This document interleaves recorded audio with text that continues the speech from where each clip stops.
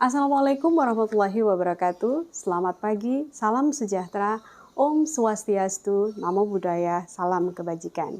Berjumpa kembali dengan saya, Astuti Aziz, Widya Iswara BPSDM Provinsi Sulawesi Selatan. Kali ini saya akan membahas tentang strategi pembelajaran Agenda 1 Latsar CPNS, Sikap Perilaku Bela Negara. Apa sih sebenarnya perbedaan antara penyelenggaraan Latsar sebelumnya dan Latsar tahun ini? Apa letak kebaruan dari pelaksanaan Latsar tahun ini? Selama beberapa menit ke depan, kita akan melihat secara seksama apa yang melatar belakangi kebaruan dari pelaksanaan Latsar CPNS tahun ini, apa saja dasar hukumnya, bagaimana kurikulum penyelenggaraannya, dan juga model pembelajarannya. Dengan diberlakukannya Surat Edaran Menteri Pemberdayaagunaan Aparatur Negara dan Reformasi Birokrasi Nomor 20 Tahun 2021 tentang implementasi Core Values ASN berakhlak. Berakhlak sendiri merupakan akronim dari berorientasi pelayanan, akuntabel, harmonis, loyal, adaptif, dan kolaboratif, dan employer branding, bangga melayani bangsa. Ini menjadi cikal bakal kebaruan dari pelaksanaan Latsar CPNS tahun ini. Dari surat edaran tersebut, dasar hukum yang mengatur tentang pelaksanaan Latsar CPNS ini juga direvisi. Dengan ketentuan terbaru ini, model penyelenggaraan Latsar CPNS selanjutnya dibuat dengan 3 kategori. Yang pertama adalah model klasikal. Model klasikal ini hanya diperbolehkan bagi daerah-daerah yang dianggap belum siap secara infrastruktur untuk menyelenggarakan Latsar dengan model berikutnya, yaitu blended learning.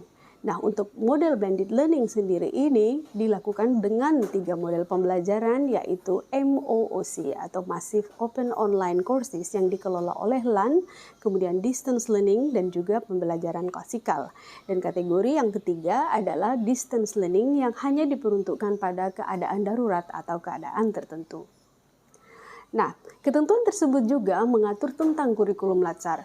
Meskipun dengan ketentuan yang terbaru tetap mengagendakan 4 agenda 1 hingga 4, namun yang terbaru adalah pada penyelenggaraan agenda 2 dan agenda 3. Sementara agenda 1 tentang sikap perilaku bela negara itu tidak mengalami perubahan. Nah, sebagaimana yang saya jabarkan di depan, fokus pada pembahasan kita kali ini adalah pada agenda 1, sikap perilaku bela negara. Nah, materi agenda 1 ini semuanya dialokasikan sebanyak 48 JP mode blended dengan alokasi pembagian 9 JP untuk MOOC, 5 JP untuk synchronous, 22 JP untuk asynchronous, dan 12 JP untuk pembelajaran klasikal.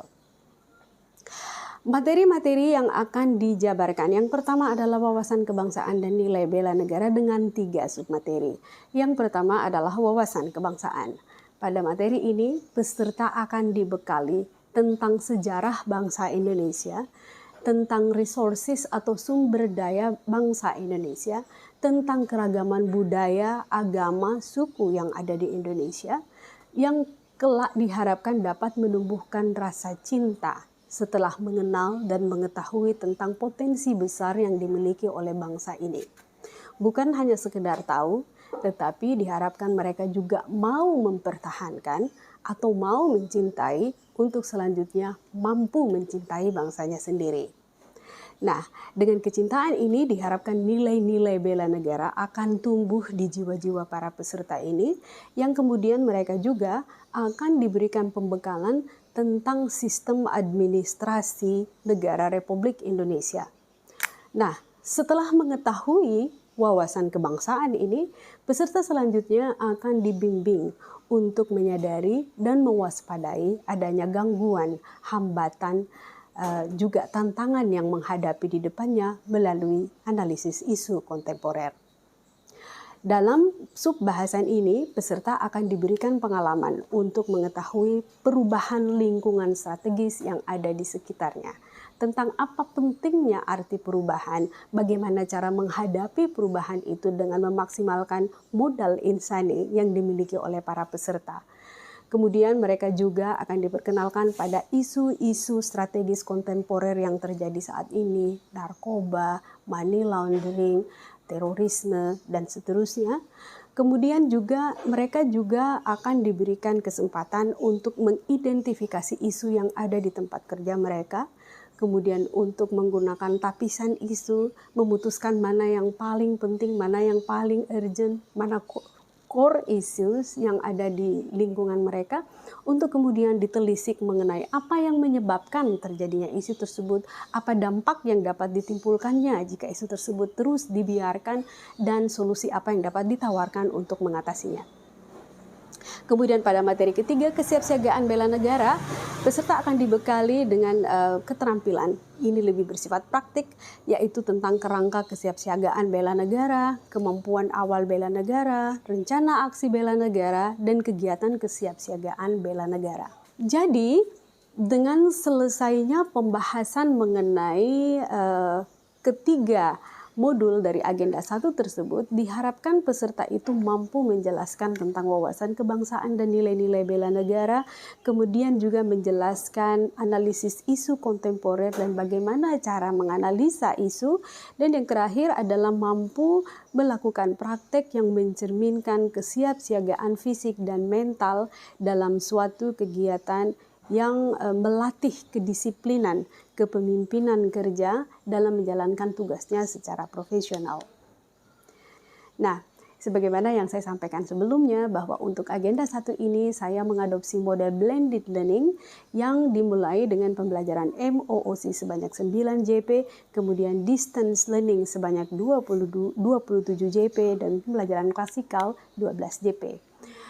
Untuk pembelajaran MOOC yang dialokasikan sebanyak 9 JP, sebenarnya ini dikelola dan dikembangkan oleh lembaga administrasi negara, mulai dari proses login-nya, akses materi, membaca tugas-tugas, kemudian melakukan evaluasi, pre-test, post-test, dan evaluasi lainnya. Kemudian untuk model sinkronis yang semuanya menggunakan 5 JP, itu akan diberlakukan dalam 2 hari. Pada sesi pertama, itu 2 JP, yang dilakukan tentu saja membina suasana, berkenalan dengan peserta, karena di sini kami sebagai fasilitator tidak hanya akan menjelaskan mengenai tujuan pembelajaran atau overview materi dan keterkaitan antar agenda 1 hingga agenda 4, tetapi juga akan memberikan kesempatan kepada peserta untuk saling berbagi, untuk bercerita mengenai pemahaman dan pengalaman mereka mempelajari modul 1 sampai modul 3 yang ada di MOOC. Pada sinkronus sesi pertama juga ini, kami sebagai fasilitator akan memberikan penjelasan mengenai tugas-tugas yang harus diselesaikan oleh peserta selama mengikuti latsar di agenda 1 ini. Kemudian pada sesi kedua atau di hari ketiga, itu dialokasikan sebanyak 3 JP. Yang dilakukan di sini sebagai fasilitator adalah mengecek progres pengerjaan tugas individu dan kelompok. Walaupun sebelumnya hal ini juga dapat dilakukan dengan menggunakan WhatsApp. Kemudian memberikan kesempatan kepada peserta untuk memaparkan tugas mereka. Tidak semua peserta akan memaparkan tugasnya, tetapi akan ada delegasi siapa yang akan memaparkan tugas individu 1, 2, dan seterusnya. Begitu juga dengan tugas kelompoknya.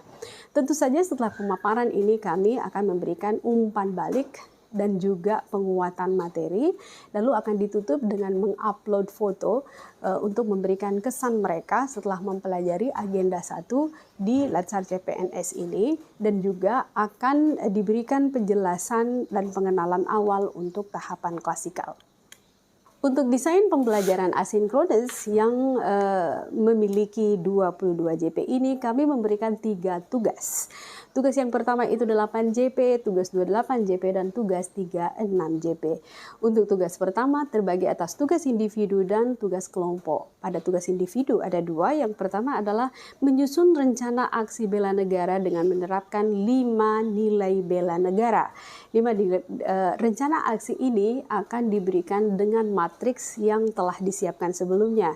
Sementara tugas individu yang kedua adalah membuat summary berirama ala Najwa Shihab. Jadi summary ini adalah dari modul 1 hingga modul 3. Yang unik dari summary ini adalah membuatnya berirama pada ujung setiap bait dan baris yang dibuat. Jadi ini bukan puisi tapi summary berirama ala Najwa Shihab yang biasanya dilakukan pada sesi akhir mata Najwa. Sementara tugas kelompoknya adalah membuat analisis isu instansional, di mana peserta diminta untuk mengidentifikasi isu yang terjadi secara berkelompok. Satu kelompok akan terdiri dari 3 hingga 4 orang, kemudian menentukan mana core isu dari isu-isu tersebut, kemudian menganalisis, menapis, dan menganalisanya untuk melihat apa saja yang menyebabkan terjadinya isu tersebut, kemudian apa dampak yang dapat ditimbulkannya, dan juga solusi yang dapat dilakukan untuk menyelesaikan masalah tersebut. Kemudian pada tugas kedua yang juga dialokasikan 8 JP, tugas individunya kembali ada 2. Yang pertama adalah membuat perjanjian komitmen bela negara dalam menjalankan tugas sebagai ASN dengan pimpinan. Jadi komitmen ini setidaknya ditandatangani oleh atasan langsung, nanti akan dibuat dalam kertas A4 atau kertas karton untuk nanti bisa di frame, dipajang, diletakkan di meja ataupun ditempelkan di dinding sebagai pengingat bahwa peserta telah membuat komitmen tersebut. Tugas individu kedua adalah membuat ringkasan materi, jurnal, tetapi dalam bentuk poster dengan menggunakan aplikasi online yang tersedia gratis. Untuk tugas kelompoknya pada tugas kedua ini adalah membuat video kampanye bangga berbangsa dan bernegara. Yang dilihat di sini kriteria penilaiannya tentu saja seberapa menggugah kampanye yang dihasilkan oleh peserta itu, bukan hanya tentang kontennya tadi, tetapi apakah pesan untuk menularkan rasa bangga sebagai anak bangsa itu juga dapat terlihat dengan jelas dalam video tersebut. Pada tugas ketiga, individu yang pertama adalah membuat video aksi bela negara. Jadi pada tugas individu pertama mereka menyusun rencana aksi. Pada tugas individu yang ketiga ini peserta diminta untuk membuat video aplikasi dari aksi bela negara menurut peserta. Kemudian yang kedua adalah membuat learning journal, kali ini dengan menggunakan rekaman suara. Sementara tugas kelompok terakhir adalah membuat video podcast membangun kesiapsiagaan bela negara PNS, yang di sini require peserta untuk melakukan kerjasama baik dengan menghadirkan tokoh masyarakat atau tokoh lain yang dianggap kompeten sebagai tamu dalam memberikan penjelasan atau dalam wawancara tentang bagaimana membangun kesiapsiagaan bela negara. Nah, sementara yang terakhir untuk strategi pembelajaran klasikal yang dialokasikan sebanyak 12 JP, di sini saya mendesainnya untuk 5 sesi. Sesi yang pertama itu adalah praktek kesiapsiagaan bela negara. Di sini peserta akan dibekali dengan praktek keprotokoleran. Kemudian yang kedua adalah praktek permainan membangun tim dan juga pemaknaannya. Di sini yang diinginkan adalah bagaimana semangat peserta dengan wawasan kebangsaannya, dengan nilai-nilai bela negara yang sudah terpatri. Itu selanjutnya dapat direfleksikan dalam kepemimpinan, kedisiplinan, kerjasama, prakarsa, kemampuan memecahkan masalah dari permainan-permainan secara kolaborasi yang dihadirkan, dan juga tentu diikuti dengan refleksi atau pemaknaan tentang apa pelajaran yang dapat dipetik dari kegiatan-kegiatan tersebut. Kemudian pada sesi ketiga pembelajaran klasikal ini yang dialokasikan sebanyak 3 JP yang dilakukan antara lain adalah pemaparan aksi bela negara. Di sini tidak semua peserta akan memperoleh kesempatan untuk melakukan paparan, tetapi kita akan melakukannya berdasarkan hasil voting. Siapa yang paling representatif menurut peserta. Demikian pula halnya dengan pembacaan summary berirama. Bukan hanya dilihat dari keakuratan rima yang dihasilkan, tetapi juga bagaimana pembacaannya yang sebisa mungkin mendekati Najwa. Dan yang terakhir adalah membuat refleksi 4F. 4F merujuk pada facts atau peristiwa, feeling, perasaan, finding, pelajaran, dan future, penerapan. Jadi peserta diharapkan tidak hanya mengetahui apa yang telah dipelajari, tetapi bagaimana dia menelaah dengan perasaannya, kemudian apa pelajaran yang dapat diambil dari peristiwa tersebut, dan bagaimana dia menghubungkannya dengan kegiatan-kegiatan di masa yang akan datang. Kemudian 2 sesi terakhir yaitu Gladi Api Semangat Bela Negara dan juga acara Api Semangat Bela Negara ini akan dilakukan secara bergabungan di antara kelompok lain yang ada di dalam kelas blended ini. Demikian paparan strategi pembelajaran agenda 1 Latsar CPNS Sikap Perilaku Bela Negara. Terima kasih atas segala perhatian dan mohon maaf untuk segala kekurangan. Assalamualaikum warahmatullahi wabarakatuh.